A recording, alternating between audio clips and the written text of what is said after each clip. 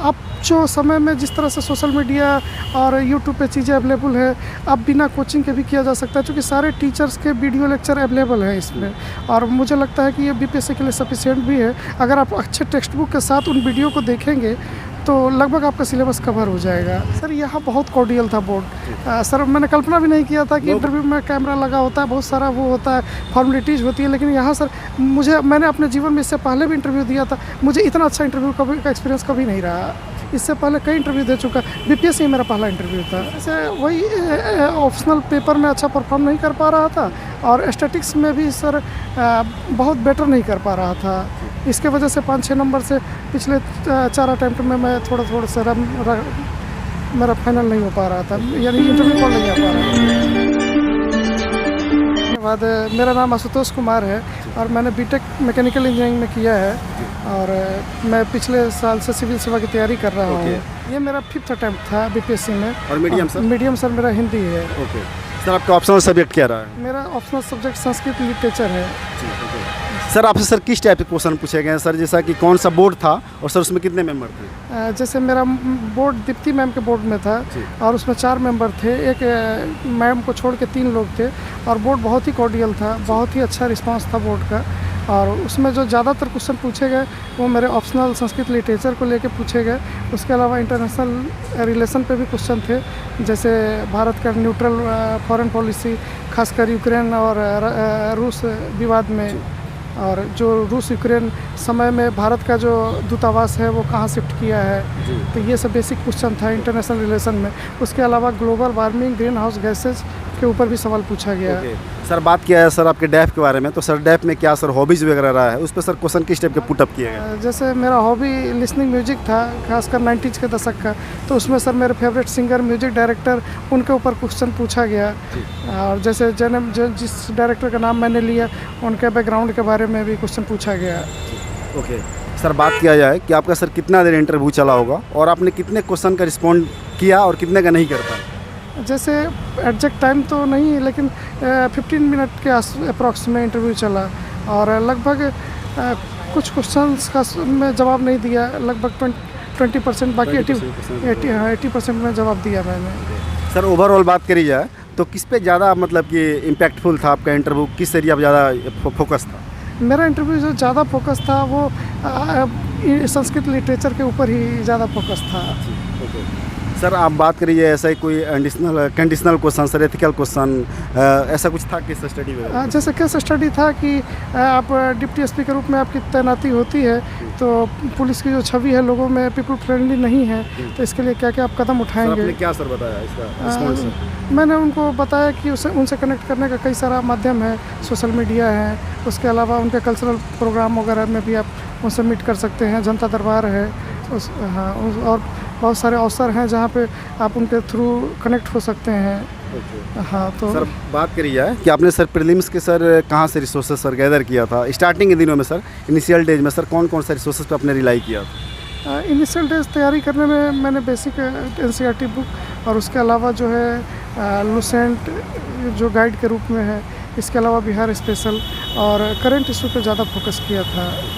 Sir Bihar special की sir कितनी importance भूमिका है, उसको सर एस्पिरेंट कैसे उसको तैयार करें? जैसे बिहार स्पेशल से प्रीलिम्स में लगभग 25 to 30 क्वेश्चन रहते हैं, और उसका वेटेज बढ़ रहा है, और वो बहुत ज़रूरी है उसको करना। इसके लिए बिहार के इकोनॉमिक सर्वे, बजट, और जो बिहार का जो भी हमारा फिजिकल ज्योग्राफी है, और उसको अच्छे से करना होगा। आप किसी भी एक स्टैंडर्ड बुक को उठा के आप अच्छे से उसको कर सकते हैं, और मुख्य परीक्षा में भी उसकी बहुत भूमिका है बिहार स्पेशल की।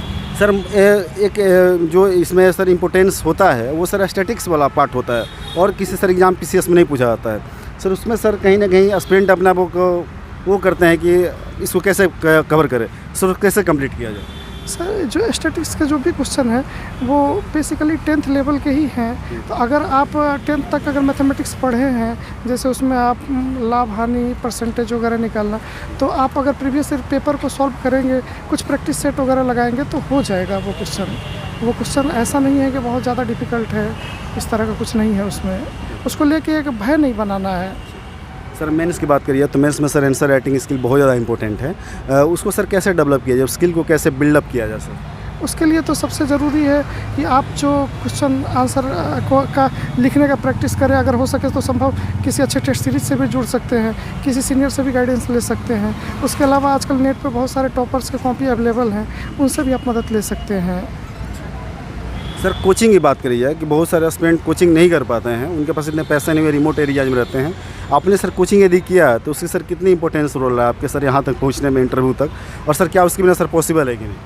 अब जो समय में जिस तरह से सोशल मीडिया और यूट्यूब पे चीज़ें अवेलेबल है, अब बिना कोचिंग के भी किया जा सकता है, क्योंकि सारे टीचर्स के वीडियो लेक्चर अवेलेबल है इसमें। और मुझे लगता है कि ये बीपीएससी के लिए सफिशिएंट भी है। अगर आप अच्छे टेक्स्ट बुक के साथ उन वीडियो को देखेंगे तो लगभग आपका सिलेबस कवर हो जाएगा। आप बहुत परेशान नहीं होना है इन चीज़ों को लेके। सर आपने मॉक इंटरव्यू वगैरह दिया होगा सर, मॉक इंटरव्यू में सर यहाँ पे सर रियल सर ये एक्सपीरियंस है सर, कितना डिफरेंट है?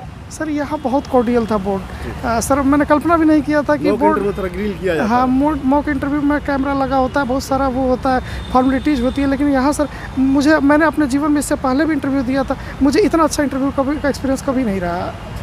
सर यहाँ पर कौन सा इंटरव्यू था यहाँ पे? जैसे यहाँ मेरा उत्तर प्रदेश लोक सेवा आयोग में मैं इससे पहले कई इंटरव्यू दे चुका। बीपीएससी मेरा पहला इंटरव्यू था। बीपीएससी सर पहला इंटरव्यू सर पाँचवा सर अटेम्प्ट बताया आपने सर। सर कहाँ पे कमी हो जा रही है, मतलब आपने सर रियलाइज किया होगा, एनालाइज किया होगा सर, कहाँ पे लैग कर रहे हैं? जैसे वही ऑप्शनल पेपर में अच्छा परफॉर्म नहीं कर पा रहा था, और स्टैटिक्स में भी सर बहुत बेटर नहीं कर पा रहा था। इसके वजह से 5-6 नंबर से पिछले 4 अटैम्प्ट में मैं थोड़ा सा मेरा फाइनल नहीं हो पा रहा था, यानी इंटरव्यू कॉल नहीं आ पा रहा था। सर 67 बीपीएससी प्रीलिम्स सर आज नहीं तो कल होगा, हालांकि मतलब वो एग्ज़ाम तो कैंसिल हो गया है सर। अभी से सर एस्पिरेंट सर क्या करें जिससे वो प्रीलिम्स क्रैक कर सकें? सबसे बड़ी बात है कि अब जो प्रीलिम्स का जो दायरा है, क्वेश्चन का जो दायरा है, वो अब ब्रॉड होने लगा है।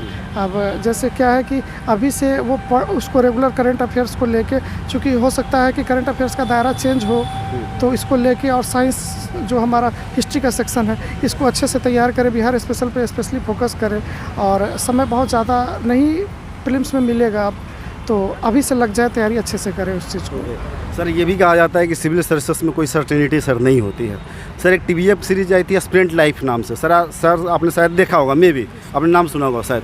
तो सर आपके सर नज़र में सर प्लान बी रखना जो एस्पिरेंट है उनके लिए सही या फिर गलत है, रखना चाहिए नहीं रखना चाहिए, आपकी क्या राय है इस पर? अगर प्लान बी है तो, लेकिन ये है कि आप प्लान बी में बहुत ज़्यादा इन्वॉल्व ना हो। प्लान बी हो लेकिन आपका मेन फोकस यहीं पे रहे, क्योंकि अगर आप ज़्यादा प्लान बी सेफ के चक्कर में जाएंगे तो हो सकता है कि आप मेन गोल से वो हो जाए। तो प्लान बी भी एक लिमिटेड ही होना चाहिए, तभी आप इसके प्रति आप एक अनसेफ महसूस करेंगे, तभी आप अपना बेस्ट देने का प्रयास करेंगे। जब आप बहुत ज़्यादा सुरक्षित हो जाएंगे तो आप बेस्ट नहीं दे पाएंगे।